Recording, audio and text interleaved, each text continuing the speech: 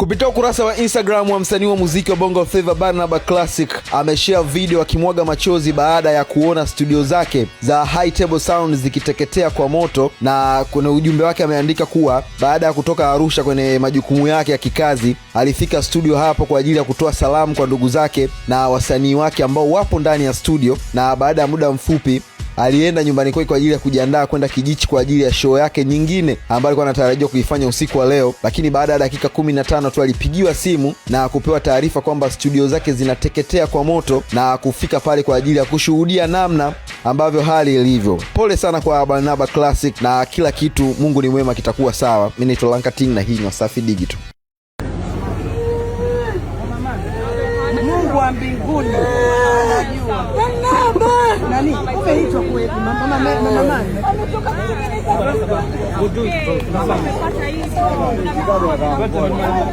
Mungu atafanya. Tumeweka digital tutafanya. As long as tunaishi. Pesa zinataka.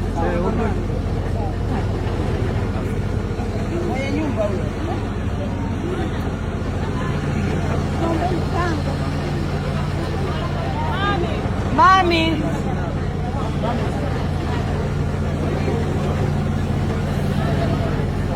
Naomba